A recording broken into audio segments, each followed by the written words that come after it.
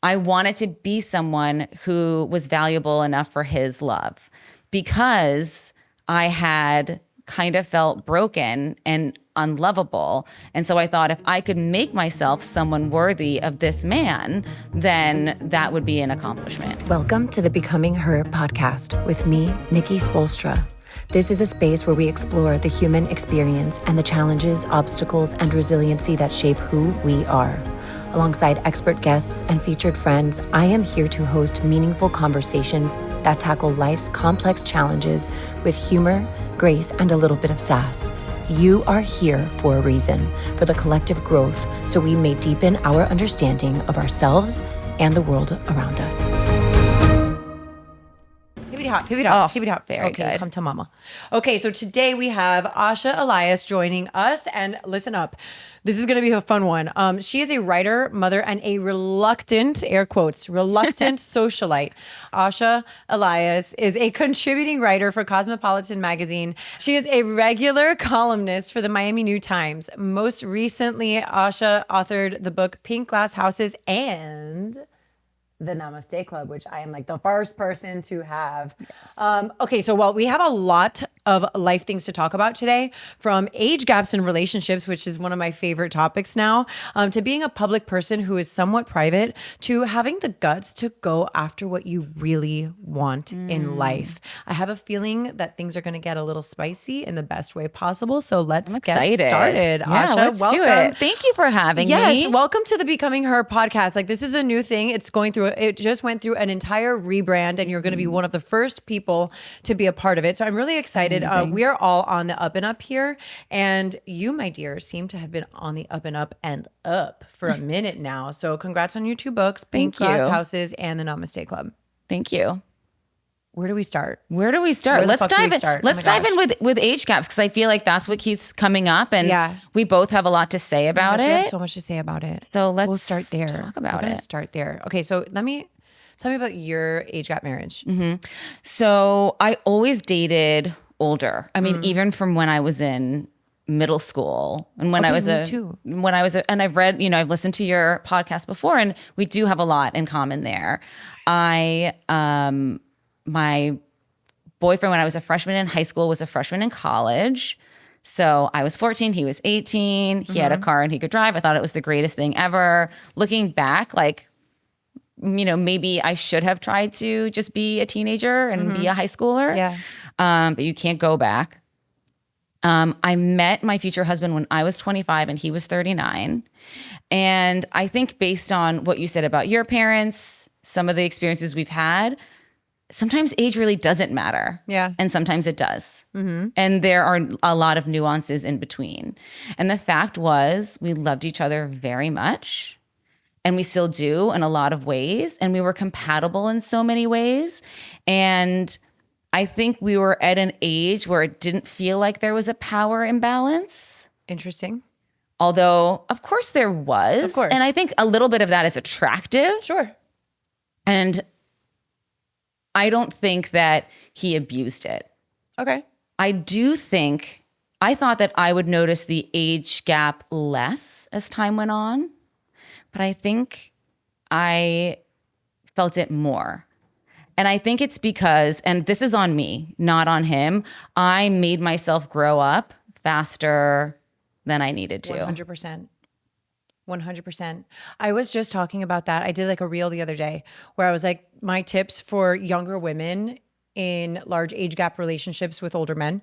And three main things came up for me where I was like, number one, as a young woman, get really clear on what it is that you're seeking from this older man. Mm-hmm. And I've been in multiple age gap relationships. I think that before I was 18, when I was seeking out older men, I was definitely looking for a parent figure, someone to take care of me. Yeah. Not financially provide for me, but like emotionally. Someone who was in control. Right, in control. I wanted an adult. Yeah, right? I can Especially relate to because that. I had come up as a child wwhere I had adult responsibilities from a really young age. Mm-hmm. And so I'd look at the other teenage boys and be like, you don't know shit about shit. Like, you don't know anything about life. Like I've been doing adult shit since I was 5. Like I cannot relate to you. Right. So there's a part of me anyway that was seeking, yes, an actual adult. So my tip, right, in that is like for young women to get like really clear on what it is they're seeking from their older partner without judgment, right? Right. And then conversely, to ask yourself and them what this older man is seeking from you in a young woman, Right. because that matters. Yeah, I think That matters. it comes down to what your bond is. Like if you have an intellectual bond, then Which is legitimate. and absolutely can happen even with large age gaps. Yes. It's different from a sexual attraction where, you know, the older man or woman is just lusting after the younger one and that is their currency. Right. Which we see a lot of too. So my tip is to like just get clear on it, right? Have the awareness to consider it. Right. And the third thing is, and it's to your point of what you were talking about, right? Is that about you thought that the age gap would feel less severe or significant as you guys got older and you wound up feeling it more and more. The third thing is that I think for any marriage and any relationship, it is really hard to continue to grow together over a period of time, right? Relationships that stand the test of time, they have to continue to find themselves and each other and come back to each other over and over and over again. And it's a choice, right? It is. It's a choice. It's a choice. And So when you're in that age gap, there needs to be the space and grace to allow, especially the younger person, to grow, learn, make mistakes, go through their youth without judgment or rushing it or shame expectation. or like just bypassing it. Like you do not have to relinquish these really special years of your life, or you shouldn't have to, right? In order to like level up so severely that you bypassed a bunch of your own life experience. Right. And I think in my situation, it wasn't necessarily the age that was one of the factors in why it didn't work out. I think that, if I'm being really honest with myself, I wanted at 25 years old to be, and this is going to sound really depressing, I wanted to be someone who was valuable enough for his love because I had kind of felt broken and unlovable. And so I thought if I could make myself someone worthy of this man, then that would be an accomplishment. How many people are doing that every single day? Every single day, like age or not? It's hard to admit. I mean, and it's also like societal. It's like across class, right? It's across cultures, right? If my XYZ religious spouse's mom right will accepts accept me, me and he accepts me, then I have value. I'm worthy, right? Then I bring value into the world. But what that does is diminish who I was a person. There were things that I was afraid of. I think a lot of it is creativity. I always knew I wanted to be a writer. I always knew I wanted to express myself in certain ways. I always wrote kind of edgy and liked to talk about sex and taboo things. And it didn't seem like there was a path for success to me in society.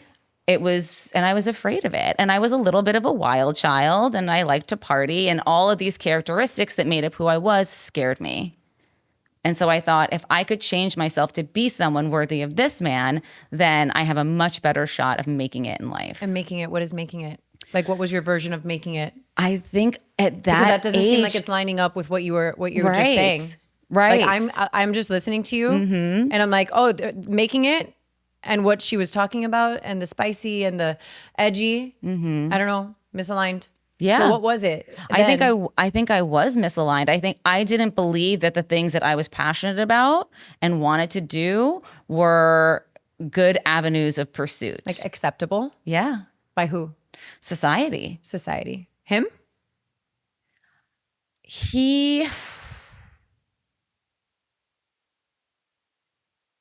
Yes and no. He's always been supportive of me writing.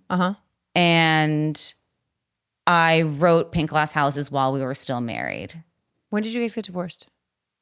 Like, we don't have to put that in that, in here. 2021. Okay. 2021. But I did feel like I was always kind of overtly sexual. He was more conservative outwardly. And so I adjusted my behavior accordingly. Not because he asked me to, because I felt like Because I you're a couldn't- problem solver. Yeah. No. Like women are problem solvers in a lot of ways. Like you see the I obstacle. never thought about it that way. Because you're like, oh, how do I make this work? Right. Oh, I just need to shift myself into this. Well, and because into whatever. because I always felt like there was something like innately wrong with how I was acting. Oh, so you judged yourself for your sexuality. 100%. Okay. Yeah, that's not. It doesn't feel good. It doesn't to be feel in that good. alignment and to feel judgment and shame about yourself and your sexuality, especially as a woman. I mean, I would imagine for anyone.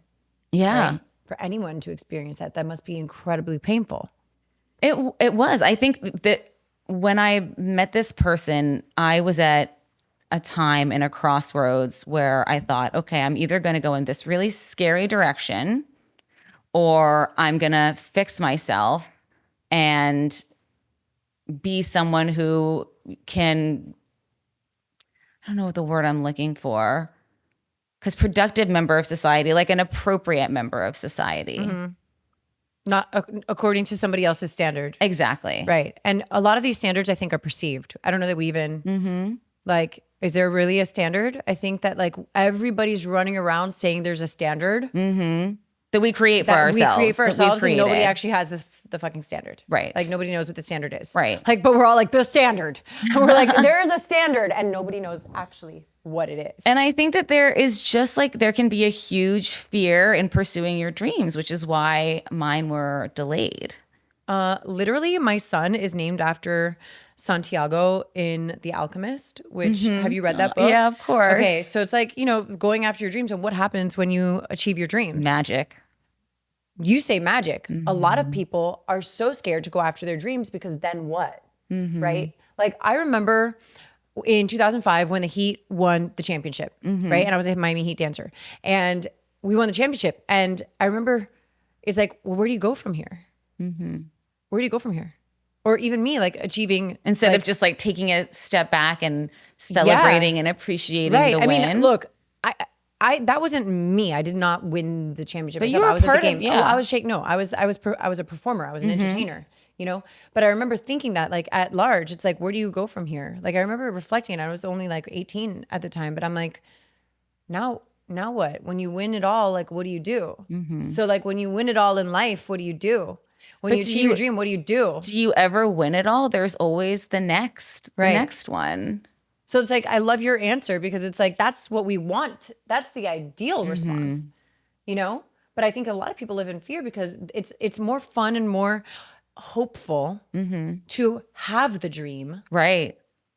Than to actually get there and have to recreate something else. I think that a lot of people are scared of that. Yeah, it is scary. And I can relate to that. So selling pink glass houses to a publisher was one of the best feelings of my life. And it felt like, wow, like this was my dream. I always wanted to be a writer. And this is, it's all coming true. It's going to happen in 2 years because from the day I signed the contract till publication of Pink Glass Houses was 2 years. And those were 2 amazing years because I was just sitting in anticipation of my dream coming true.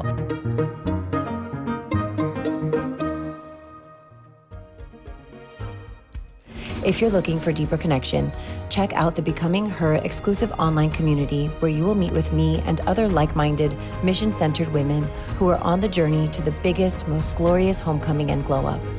You can connect with me personally on Instagram at Nikki Sapspo, and we are becoming_her. For more information on all of the things, visit nikkispo.com. And as it got closer and closer, as in like 2 months and months before, I started to freak out and think like, well, what's going to what's going to happen when this comes out? All of a sudden, my baby that I felt so proud of is open to public scrutiny. It will be considered a success or a failure. People will write reviews, positive and negative about it. And it didn't have that same feeling of excitement and enthusiasm as when I got the book deal. So how did you turn that around? Like, what did you do from there? I think the most helpful thing for me was talking with other writers who everyone seemed to universally say, oh yeah, there's almost like not a depression, but like a darkness that happens. Absolutely. When the thing happens. Absolutely. And that was incredibly comforting to me. Yeah. To know that community like community like helps everything. Yeah, To know exactly. that you're not alone in this experience. Like other writers go through this, by the way. Right. And writers telling me, just remember that this was your dream. Yeah. And you're like, oh yeah, it was. It was. And we got there. Exactly. Yeah. And then it felt good again. So what is Pink Glass Houses about? Pink Glass Houses is also a social satire. It's set in Miami Beach. And it's really about competitiveness among mothers as it pertains to expectations we have for ourselves, to be perfect for our kids, to be the best school volunteer and maintain a career and try to like balance all of these things that absolutely nobody can do. Okay, and what that does to us and how we treat each other as a result. Okay, I mean, because that's loaded. Yeah, it's a lot. There's a lot there. There's a lot there. And so you were writing this while you were going through your divorce. Yeah, I started writing it before. I started writing it in quarantine, which, for a lot of people, quarantine gave us the opportunity to pursue things that we had left long dormant. Hello, yes, for sure. Me too. And so this was always if I had time, I'd write a book. Now you have time. I have time. So I wrote the book. And I researched how to get a book published because I had never done that. I didn't have friends who had done that. I started meeting other writers. I started workshopping. I learned how to find an agent. I got an agent, and then my whole life changed. And what were some of like the obstacles that you had to face because you sound very resourceful, right? I get obsessed. When you're saying I had to figure out how, I'm like, oh my gosh, no. No. I'm like, how do I start a podcast? But you did it. You did it. Sure. Yeah. So I guess I did it in my own way. Right. But I'm like, what were some of these obstacles that you overcame? Like, how did you have the guts to do it? How did you know that you were like this? Okay, this is it. I'm doing it. Well, I got to an age, I think, where I was no longer afraid of failure. And I think that's interesting. What had held me back for so many years, knowing that I was always writing. So I was 5 years old. You've been writing my little stories, submitting to writing contests and things like that, but never trying to write a book because I thought that if I failed, it would devastate me and it would affect this image I had of myself as a writer. And I got to an age where I didn't care. I was like, listen, like I'm either going to do it or I'm not going to do it. Yeah. And if I fail, so what? And so I truly took away any expectations and was just committed to taking it as far as I could. And I had a lot of support along the way. I met writers who I workshopped with, who helped me make the manuscript stronger, who told me their success stories and how they did it. And I just tried to mirror that. And with work and like rejection, I got there eventually. How hard is it to deal with that rejection? One of the first workshops I took, so before I had the opportunity to be rejected, the instructor opened the class with a poem that basically said, paper your walls with rejection letters. Wow. So the expectation was set right up front that like, you're going to hear a lot of no's and it'll be cold and unfeeling and it doesn't mean anything about your work. It just means that you didn't find your person yet that resonates with what you're trying to say. So that was really helpful. Did it affect you at all though? The rejections? Yeah. Tougher ones are when you try to find an agent, you kind of cold call them with a form kind of email that you're writing about your project. And they either send you a cold rejection that you can tell like there was no feeling either way, or they ask to see a manuscript. When they ask to see a manuscript, you feel like you're this close. Yeah. You're like, okay, I'm about to get an agent. Like, I have a book deal. So when those ones say no, it stings. Because you felt like you got close and you lost them. Right. And you're like, what lost them? What was it? What was missing? And I always feel like if I can get my foot in the door, I can get it. Exactly. Get it done. Right? So to like get my foot in the door and then not get it done, I'm like, ooh, burn. So those are the ones that hurt. Yeah. Yeah. Okay, so as I told you before, like I read your article in Cosmopolitan and I was just like, oh my gosh. And then there was that movie, what's it called, with Anne Hathaway? Yes, of course I can't remember. It's like about that too, but it was oh my gosh, The Idea of You? Is that what it's called? Yes, I'm so glad you remember. I read the book. I am blanking. I read the book while I was going through a divorce and I was like, yeah, right. I was like, yeah, right. I'm about to have my third baby. who's gonna want 37? That's something that we tell. That's something that we tell ourselves. Who's gonna want this divorced mom? Well, let me tell you. No, I'm not gonna tell you guys that.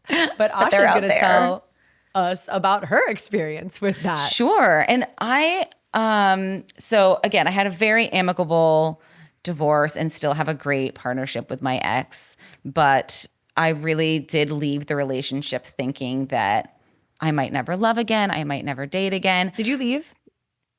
Was it mutual? It was mutual. But I started dating men my age. And I felt like I was dating younger because I'd been with somebody 14 years older. Yeah. And how long were you guys together? We were together, married for 10 years, together for 13. Okay. We were together a long time. Yeah, that's a long time. How long was yours? We were married for 7 years. Okay. A long time. Uh-huh. You guys were together for 10 years, married for 10 years, together for 13. For 13. Okay. So you make this decision. Yeah. And obviously was really hard and painful. We have kids together. Right. I did start dating again. And all of my girlfriends who were going through divorces around the same time had these like hot 26-year-olds that they were having flings with. Up. And how old were you at the time? I'm 41 now. I was like 38 at the time. And I'm loving this. And I was like, I was like, I don't know, guys. I don't know if it's me. I've never been attracted to younger men. What do you talk about? I've only been with older men. Yeah. Samesies. And then I started hanging out with like the cute guy at the gym who's 7 years younger. Yeah. So it's not an eternity. And I was like, okay, this is my younger guy fling. Okay. Younger guy fling, like the fun guy. Exactly. But 15 months later, we're still having fun. And so now it opens up a whole other book of questions of, oh, what's it like being in a relationship with a younger man as an older woman? So what's it like? It brings out thoughts and insecurities I never had before because I was the young girl. Yeah, right. Okay, so on that, right? It's like when you're married to somebody older or when you're with somebody older, you're always the young hot one. Mm-hmm. Exactly. Like, great. I get to be the young hot one forever. Forever. And ever. What a privilege. I know. I'm like, and there was another article that came up like after I was reading yours, and it was like the angle of like why women should always be with somebody older, and it was along those lines of like women have a time clock. Right. Women age out of everything, basically. Right. Like we age out of everything, which is such a we become infertile. Right. Like, it's all messed up. It's all a messed up attitude towards women. Yes. And our value. Right. But there's like an argument to be made about that. And I get it because I was like, makes sense. In my life, I was like, yep, makes sense. Yeah. Young, hot, smart, capable. I will live, I'll live longer. Not really because I'm just younger. Not like I might like outlive a person, but not because by age, but just because I think women do live longer than men. Also. I think you're right about that. Yeah, it is true. So there's that argument, right? And I'm like, okay, so now you date somebody younger. You're whatever age woman you are, and now you have a boyfriend or a partner who is younger than you. And those insecurities are what?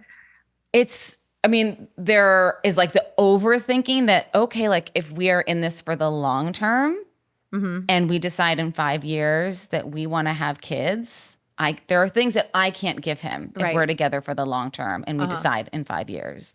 And that's a really bad feeling because he's 34 and doesn't have kids. Yeah. And can decide at any time that he does, and then he should absolutely pursue that. Right. And like, do you even want to have kids? Like let's say like you're not able to get pregnant anymore, right? Do you even want to entertain surrogacy or adoption, right? Like, is that even like and that's not necessarily a personal question. We aren't there. Yeah. But if I was in the perfect situation where everyone was ready and it was appropriate, I would be open to it. But I'm 41 years old. Yeah. So you're like, my biology might disagree with that. Right. But also like just in general, like as women in that situation, right? it is something to reckon with. Do I even want that? Like, okay, if there's a way to make it happen through surrogacy or adoption or whatever, like, do I even want that? Do I want to start over? Right. Especially if you happen to have children with one person, right? Where now you've got, like, for me, I'm like, oh, okay, I'm used to like my kids going back and forth now. Right. Like, I'm used to my kid, like, I'm used to my alone time. I'm used to having a break, right? And when they're here, I'm like, this is the yummiest, juiciest experience ever. I love them. I love being a mom. And then, like, for me right now, I'm like, I turn into, like, I morph into, even though we're always in goddess mode. But don't you feel like you're two people? Yeah. I feel like I live two different lives. Yeah. Yeah. I mean, goddess in both, right? Because, like, the mother is everything. But then, like, turn into, like, a different type of goddess when I'm not with them. And so how do you make it work? Like, and I really I'm fascinated by the psychology of what insecurities come up, because it's not just the kids. Yeah. And I'm being perfectly vulnerable. There's the understanding that I'm just going to keep aging. No matter what I do, I can do the little things here and there. I can stay, we can stay as young looking for as long as we can, but we are getting older, and there are stigmas about sexuality in older women. There always has been. And I worry that I'm not always going to be attractive to this person, which is, again, never a worry that I had being with an older man. It's also, like, not a worry that it's almost like not even personal. It's like you're worried that he's not going to be into it, right? Not that you're not going to be enough, but, like, are they going to change their mind? I think it's just even looking at society. It's like, does this work? Like, do these kind of arrangements work? I'm proud to say that my parents were together. I'm really actually I love that. Proud that makes me say so that my parents were together for 25 so years. And, like, the other day, my dad might listen to this and roll his eyes or whatever, but I actually believe it to be true. One of my aunts told me that my mom was, like, the love of my dad's life. Yeah. Like, at that time, my dad has gone on to have other relationships that are very meaningful and beautiful. And I'm sure in this time of his life, he feels similarly, to the people, to the partners he's chosen after my mom. But I do admire how long they were together. And I think it's, like, possible. I think people do it. Yeah, of course. Of course. It just feels, again, like coming from a relationship where I was the younger woman with the older man, like, even though it didn't work out, it felt like the natural way to do things. And this feels in some ways unnatural, which is sexy, right? It's right. So fun. I want to talk about that too, right? Yeah. Like, oh, are we doing something that's a little taboo? Thank you for listening to the Becoming Her podcast. If you loved this episode, share it with a friend who may need to hear what we spoke about today. And if you really love this episode, make sure to leave a 5-star rating and a review. Your comments are so important and valued, and they give other listeners insight on what to expect from Becoming Her. If you're looking for deeper connection, check out the Becoming Her exclusive online community, where you will meet with me and other like-minded, mission-centered women who are on the journey to the biggest, most glorious homecoming and glow-up. You can connect with me personally on Instagram at Nikki Sapsbo, and we are becoming_her. For more information on all of the things, visit nikkispo.com. My hope for you today is that you are courageous and looking inward, so that you can be your highest, most authentic self and go after the life of your dreams.